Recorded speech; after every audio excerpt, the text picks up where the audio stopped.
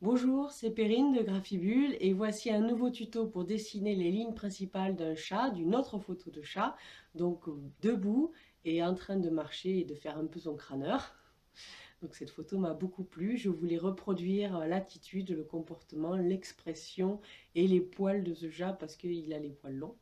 Et donc c'était intéressant à traiter au niveau des lignes principales. Donc je vous invite à regarder cette vidéo, à me dire ce que vous en pensez. Et puis, n'hésitez pas à la partager à tous ceux qui en auraient envie, besoin ou plaisir. Et je vous invite à vous abonner à cette chaîne pour en savoir plus, pour avoir de nouveaux tutos très bientôt.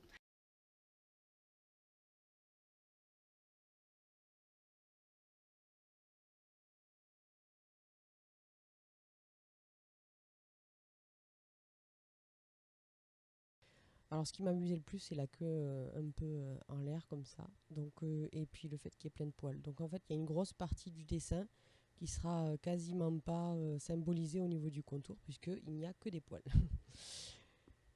Donc là, bon, évidemment, je me détecte en fait les principales lignes et je replie la feuille pour qu'elle soit plus proche de mon dessin final. Donc là, je vais essayer en fait de faire les dimensions un par un. Euh, donc toujours par rapport à quelque chose que j'ai déjà placé, comme ici la tête. Donc généralement c'est la tête en fait. Donc par rapport à la largeur et à la hauteur de la tête, je vais placer les différents éléments. J'ai détecté une sorte de rectangle en fait euh, pour le corps qui passe sur le bord haut à moitié de la tête. Donc le but c'est d'arriver à retracer ce rectangle. Alors c'est pas très facile comme ça parce que déjà je suis assez éloignée de ma feuille. Du coup, comme vous le verrez après, en fait, j'ai corrigé en cours de dessin.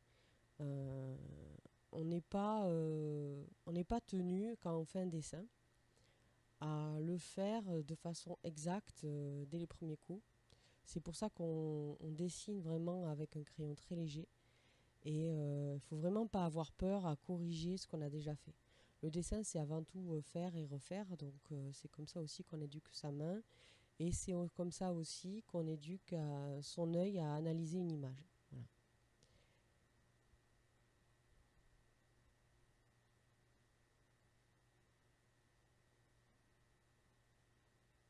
Donc ici, j'ai placé la patte dans un rectangle, histoire de voir vraiment la hauteur. Et ensuite, je vais découper ce rectangle pour placer la patte. D'abord, j'ai décidé de faire le visage, donc la face en premier. Alors les oreilles, je l'ai vraiment fait voilà, à l'instinct. Et ensuite, j'ai re-regardé, j'ai vérifié donc la hauteur, si la hauteur correspondait à peu près à ce qu'il y avait. Placement des différentes parties du visage. Donc là, c'est important pour l'expression, hein. Donc c'est là où je découpe le rectangle pour placer ma patte. Je me rends compte donc que la partie inférieure du rectangle par rapport à la patte est plus élevée. Donc je corrige. Il y a vraiment, n'ayez pas honte à corriger un dessin. Enfin, franchement, le but c'est d'avoir vos proportions. Le but c'est d'avoir votre expression. Il faut vraiment pas hésiter. Il n'y a vraiment pas de honte à ça.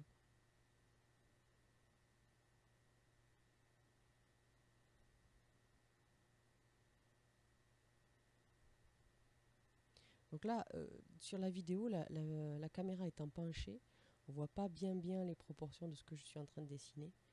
Euh, j'ai essayé de me rapprocher au maximum, mais c'est vrai qu'il y a toujours une petite perspective de la feuille par rapport à la table et à la caméra.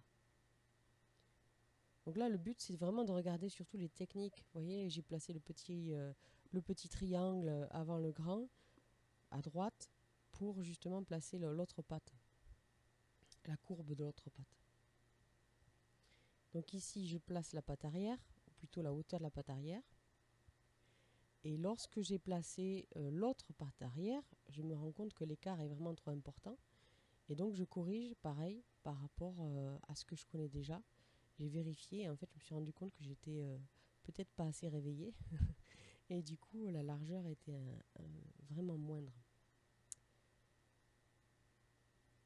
Donc les poils, hein, on part de l'intérieur vers l'extérieur pour lui donner le mouvement. Vous le verrez un peu mieux sur l'ancrage.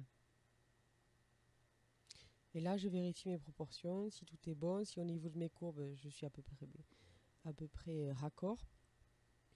Et surtout, moi, ce qui m'intéressait, donc, c'était vraiment de reproduire l'expression, le mouvement, l'attitude de ce chat un peu hautain, et que j'aimais beaucoup. Ouais, c'est un peu ce que j'aime dans les chats, des fois. Donc les poils, comme je vous dis, de l'intérieur vers l'extérieur. Ça vous permet à votre marqueur de vous donner un petit effet pointu au bout de votre trait. Donc voilà les lignes principales de ce chat. Alors, je vous invite à essayer avec vos propres photos et à me dire ce que vous en pensez. Merci d'avoir suivi cette vidéo. J'espère que ça vous a plu, comme moi ça m'a plu. Donc n'oubliez pas de commenter pour me donner votre retour sur l'expérience de ce tutoriel. J'espère aussi que vous me direz si ce type de tuto vous plaît, donc l'analyse d'une image pour en sortir les lignes principales.